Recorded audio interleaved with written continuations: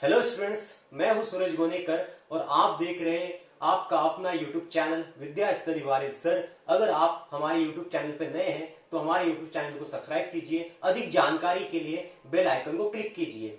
मैं आपके लिए लेकर आया हूं कक्षा 12वीं का पहला चैप्टर, सामान्य हिंदी का पहला चैप्टर, जिसका नाम है सुर के बालकृष्ण, जिसके कवि है सूरदास जी। सुर के बालकृष्ण जो पद है वो सूरदास जी की एक रचना सुर सागर से लिया गया है और ये सुर सागर का मथुरागमन प्रसंग से लिया गया है।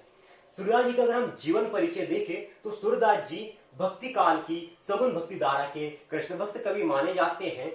भक्ति काल को अगर हम देखा जाए तो दो भागों में बांटा गया है, एक है सगुन भक्ति धारा, एक है निर्गुण भक्ति धारा। तो ये सूरदास जी सगुन भक्ति धारा के कृष्ण भक्त कवि माने जाते हैं। इनका जन्म बैसाख शुक्ल पंचमी को, सूरदास जी का जन्म बैसाख शुक्ल पंचमी को विक्रम संवत 1535 अर्थात सन 1478 ईस्वी में हुआ था। और इनका जो जन्म है वो रुनकता गांव अर्थात ये उत्तर प्रदेश का एक छोटा सा गांव है, ब्रज प्रदेश का, वो रुनकता गांव माना जाता है। सूरदास जी विठलनाथ द्वारा स्थापित अर्थशास्त्र के अग्रणी कवि थे। विठलनाथ जो कि सूरदास जी के गुरु माने जाते हैं, उनके अर्थशास्त्र, उनकी मंडली के ये 8 मंडली के जो उनके जो शिष्य थे उसके कवि माने जाते थे, सबसे अग्रणी कवि माने जाते हैं। सूरदास जी जन्मांध से अर्थात जर्मन से अंधे माने जाते हैं।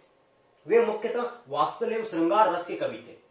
सूरदास जी मुख्यतः वात्सल्य एवं श्रृंगार रस के कवि माने जाते हैं। कवि सूरदास जी की जो भाषा है, उन्होंने अपनी रचनाओं में जिन भाषाओं का प्रयोग किया है वह है ब्रज भाषा अर्थात ब्रज प्रदेश में बोले जाने वाली जो भाषा है ब्रज भाषा, उन्होंने अपनी रचनाओं में ब्रज भाषाओं का प्रयोग किया है। सूरदास जी के सभी पद गेय है अर्थात उन्हें गाया जा सकता है, अर्थात सूरदास जी की जो रचना है उन्हें हम गाया जा सकते हैं, उन्हें हम गा सकते हैं। इनकी प्रमुख रचनाओं में सुर सागर, जिसका एक पाठ है सुर के बालकृष्ण आपके सामान्य हिंदी का, ठीक, उसमें हमने पढ़ेंगे सुर के बालकृष्ण सूरदास जी की रचना है, सुर सागर से लिया गया है उससे। इसके अलावा भी सुर सारावली और साहित्य लहरी इनकी कुछ रचनाएं हैं। इनका निधन विक्रम संवत 1642 को हो गया था। स्टूडेंट्स, अगर हम सुर के बालकृष्ण कविता की अगर हम पहले पदों को अगर हम देखें तो इसमें माता यशोदा की शिशु परक अभिलाषा का वर्णन किया गया है। पहले हम पंक्तियों को अगर देखें तो देखिए, जसुमती मन अभिलाष करे अर्थात जसुमती मतलब माता यशोदा अपने मन में बालक श्री कृष्ण को देखकर यह अभिलाषा कर रही है कि कब मेरो लाल घुटरू बनी रहेंगे अर्थात कब मेरा बेटा घुटनों के बल चले, कब धरनी पग द्वेक धरे अर्थात कब धरती पर बालक श्री कृष्ण अपने 2-1 कदम बढ़ाए, कब द्वे दांत दूध के देखो अर्थात कब बालक श्री कृष्ण के दूध के 2 दांत निकले, कब तोतरे मुख वचन धरे अर्थात कब अपनी मुख से तोतली बोले में वो बोले, कब नंदही बाबा कही बोले, कब जननी कही मोही ररे अर्थात कब बालक श्री कृष्ण नंद को बाबा और मुझे माता कहकर पुकारे, कब मेरो आंचल अचरा गही मोहन, कब बालक श्री कृष्ण कब मेरा आंचल पकड़ के मुझसे बाल हट करे, जोई सोई कहीं मोसो झगड़े अर्थात कब मेरा आंचल पकड़ के मुझसे बाल हट करे, कब मुझसे झगड़ा करे, कब भौ तनक तनक कचुक है अर्थात कब वो थोड़ा थोड़ा खाए और अपने कर से अर्थात अपने हाथ से अपना मुख भरे, कब हंसी बात कहेंगो मुझसे अर्थात कब वो हंस के बात करेगा मुझसे। ऐसा माता यशोदा अभिलाषा कर रही है कि कब मेरा पुत्र मुझसे हंस के बात कहेगा। जा छवि ते दुख दूर हरे अर्थात अपनी बातों से खुशी, एक मधुर हंसी बिखेरे, श्याम अकेले आंगन छाए। इसी बीच माता यशोदा अपने पुत्र को अर्थात बालक श्री कृष्ण को आंगन में अकेला छोड़कर अपने घर के कार्यों में भीतर चली गई। आपू गई कुछ काजू धरे अर्थात कब वो अपने घर के कुछ काम के लिए इसी बीच घर के भीतर चलेगी बालक श्री कृष्ण को आंगन में छोड़कर। तो सूरदास जी कहते हैं कि इसी अंतर अर्थात इसी बीच एक आंधी उठी, एक जोरदार आंधी उठी, गरजत गगन सहित डहरे, गरजत गगन, और इसी बीच एक आंधी उठी और आसमान में काले काले बादल गरज उठे। सूरदास जी कहते हैं कि इन सब ध्वनियों को सुन के, बादलों की और आंधी की ध्वनियों को सुन के ब्रज के लोग अति भयभीत हो उठे थे और काफी डर गए थे। तो ये था पहली पंक्ति का अनुवाद। स्टूडेंट्स, अगर हम सूर्य के बाल कृष्ण के द्वितीय पदों की अगर हम बात करें तो इसमें माता यशोदा की ममता और बालक श्री कृष्ण के बाल हट का वर्णन सूरदास जी ने अपने रचनाओं में किया है। अर्थात अगर हम देखें इन पंक्तियों को तो पहली पंक्ति है, आजू मैं गाय चरावन जय हो। अर्थात आज मैं, बालक श्री कृष्ण कह रहे हैं माता यशोदा से कि आज मैं गाय अर्थात गैया या गाय चराने अवश्य जाऊंगा। अर्थात श्री कृष्ण जी कह रहे हैं कि मैं गाय चराने वन में अवश्य जाऊंगा। वृंदावन के भांति भांति फल अपने कर में खेओ। अर्थात वृंदावन के भांति भांति के तरह तरह के फल अपने हाथों से तोड़कर खाऊंगा। ऐसी बात अब माता यशोदा कह रही है कि ऐसी बात कहो जनी बारे। अर्थात ऐसी बात मत करो बालक, देखो अपनी भांति, अर्थात अपनी ओर देख तो लो। ऐसी माता यशोदा श्री कृष्ण को कह रही है। माता यशोदा कह रही है, तनक तनक पग चलियो कैसे, आवत है राती। अर्थात तुम अपने छोटे छोटे पैरों से चलोगे और रात को ही आओगे। अर्थात वृंदावन अगर आप जाओगे गाय चराने तो अपने छोटे छोटे पैरों से कैसे चलोगे जंगल में, वन में, और सीधा शाम को ही अर्थात रात को ही लौटोंगे। प्रात जात गैया ले चारण। अर्थात जो ग्वाले हैं वो प्रातः काल जाते हैं, अर्थात सुबह गाय को लेकर जाते हैं वन में चराने के लिए गायों को, और घर आवत है सांझ, और शाम को ही घर वापस आते हैं।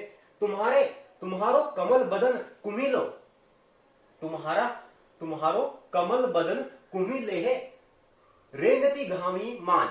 अर्थात तुम्हारा कोमल के समान बदन जो है वो मुरझा जाएगा, और घाम, गायों के बीच घूमते घूमते तुम्हें घाम आ जाएगा, तुम कैसे रह पाओगे। तेरी सो, अब श्री कृष्ण जी कह रहे कि तेरी सो मोही घाम न लागत। श्री कृष्ण जी माता यशोदा को कह रहे हैं कि मुझे तेरी कसम माता, मुझे नहीं घाम लगता, अर्थात नहीं मुझे गर्मी होती है, भूख नहीं कछुत नेक, अर्थात नहीं मुझे गर्मी लगती है, नहीं मुझे भूख लगती है, नहीं मुझे प्यास लगती है। सूरदास जी कहते हैं कि बालक श्री कृष्ण बाल हट कर बैठे हैं और माता यशोदा की बात नहीं मान रहे हैं। स्टूडेंट्स, सूर्य के बाल कृष्ण कविता के तृतीय पद में सूरदास जी ने माता यशोदा का माता देवकी के नाम एक संदेश भेजा है। उसमें वर्णन किया गया है कि देखिए, संदेशो देवकी सो कहियो। अर्थात माता यशोदा एक पथिक, एक राहगीर उद्धव के माध्यम से देवकी के नाम एक संदेश भेजती है कि यह संदेश कृष्ण की जननी अर्थात माता देवकी को यह संदेश देना, हो तो धाई तिहारे सुत की। अर्थात मैं तो तुम्हारे पुत्र की एक धाय मां हूं, अर्थात पालने वाली माता हूं। पालने वाली माता अगर उसकी जननी से बालक के संबंध में अगर कुछ कहे तो यह कहना अनुचित है। फिर भी मैं तुम्हें श्री कृष्ण के बारे में कुछ बताना चाहती हूं कि तुम उस पर अर्थात श्री कृष्ण पर मया करत ही रही हो, अर्थात श्री कृष्ण पर ममता दया दिखाती रहना, ममता दया करती रहना। यद्यपि टेव तुम जानती उनकी तऊ मोही कहीं आवे। अर्थात यद्यपि टेव मतलब आदत, अर्थात तुम श्री कृष्ण के सभी आदतों के बारे में भली भांति परिचित हो, फिर भी मैं तुम्हें उसके बारे में बताना चाहती हूँ कि श्री कृष्ण का स्वभाव किस तरह का है। अर्थात प्रातः होत मेरे लाड़ लड़ते माखन रोटी भावे। अर्थात प्रातः काल होते ही मेरे पुत्र को माखन रोटी खाना बड़ा पसंद है, अर्थात उसे प्रातः काल माखन रोटी का नाश्ता ही देना। उसके बाद वर्णन किया गया है, तेल उबटनो अरु तातो जल ताही देख भजी जाते। अर्थात श्री कृष्ण तेल उबटन और गर्म पानी को देखकर वो भाग जाते हैं, अर्थात उन्हें नहाना पसंद नहीं है, उन्हें नहाने के लिए मनाना पड़ता है, उन्हें स्नान करने के लिए मनाना पड़ता है। जोई मांगत सोई सोई देती। अर्थात माता यशोदा कह रही है कि बालक श्री कृष्ण जो मांगते हैं, अर्थात उन्हें नहाने के लिए मनाने के लिए उन्हें जो मांगते हैं उन्हें वो लाके मैं देती थी। क्रम क्रम करीन के नहाते। क्रम क्रम अर्थात नखरे करते हैं नहाने के लिए, तो जो जो मांगते हैं तुम उन्हें लाकर देना, उनके सारी फरमाइशों को पूरा करना। सूरदास जी कहते हैं कि पथिक को माता यशोदा कहती है कि हे पथिक सुनी मोहि रैन दिन, यानी माता यशोदा कहती है पथिक को अर्थात उद्धव को कि मुझे रात दिन श्री कृष्ण की चिंता लगी रहती है, क्योंकि श्री कृष्ण संकोची स्वभाव के हैं। वो अपने मन से अपनी इच्छा से कुछ नहीं कहते, वो शांत रहते हैं, अर्थात वो कुछ कहते नहीं है अपने मुख से। तुम्हें ही माता देवकी को ही उसकी इच्छाओं को जानना होगा। बड़ी और रहत उर सोच, अर्थात मेरे हृदय में यह चिंता लगी रहती है कि श्री कृष्ण संकोची स्वभाव का है, कि वो मुझे रात दिन यह चिंता है कि वो कैसे माता यशोदा उस माता देवकी उनकी बातों को जान सकेंगी। मेरो अलग लड़े तो मोहन, मेरा पुत्र जो श्री कृष्ण है वो बहुत ही संकोची स्वभाव का है। तुम्हें ही अर्थात माता देवकी को ही उसकी इच्छाओं का ध्यान रखना होगा, उसकी फरमाइशों को पूरा करना होगा। ये हमारे तृतीय पद में कहा गया है। स्टूडेंट्स, अगर हम सूर्य के बालकृष्ण कविता के अगर पदों का अगर हम संदर्भ अगर लिखे तो देखिए कैसा होगा इसका संदर्भ। प्रस्तुत पद यानी कि जो हमने जो कविता पढ़ी है, प्रस्तुत पद भक्ति काल के कृष्ण भक्त कवि सूरदास जी द्वारा रचित सुरसागर, जो उनकी रचना है सुरसागर के मथुरागमन प्रसंग की कविता सूर्य के बालकृष्ण से अवतरित है। जैसे कवि सूरदास जी है। अगर हम प्रथम पद का अगर प्रसंग अगर लिखे तो इसमें हमें किन बातों को लिखना होगा, तो प्रथम पद का जो प्रसंग होगा वो है, इस पद में कवि ने अर्थात सूरदास जी ने माता यशोदा की शिशुपरक अभिलाषा का वर्णन किया है। अर्थात माता यशोदा की शिशुपरक अभिलाषा, उनकी बालक श्री कृष्ण की बाल सुलभ चेष्टाओं का वर्णन किया है कवि ने।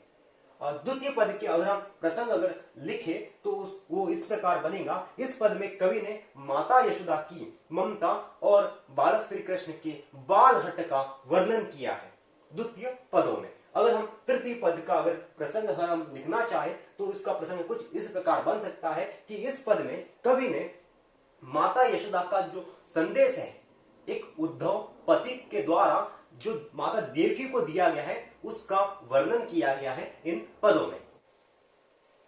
स्टूडेंट्स, अगर हम सूर्य के बालकृष्ण पाठ की अगर बात करें तो कुछ महत्वपूर्ण प्रश्न है जो बोर्ड परीक्षाओं में बार बार पूछे जाते हैं। उन प्रश्नों में कुछ प्रश्न है, जैसे कि पहला प्रश्न आपका, बालक कृष्ण वृंदावन जाने के लिए क्यों ललायित है?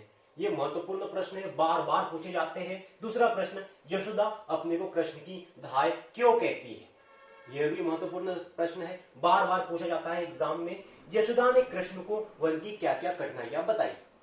यह भी महत्वपूर्ण प्रश्न है, बार बार पूछे जाने वाला प्रश्न है। यशोदा ने देवकी को क्या संदेश भेजा? ये बहुत ही इंपॉर्टेंट प्रश्न है। यशोदा ने देवकी को क्या संदेश भेजा, ये बार बार पूछा जाने वाला प्रश्न है। हर बार आता है ये प्रश्न कि यशोदा ने देवकी को क्या संदेश भेजा। तो ये कुछ महत्वपूर्ण प्रश्न है जो बोर्ड एग्जाम में बार बार पूछे जाते हैं।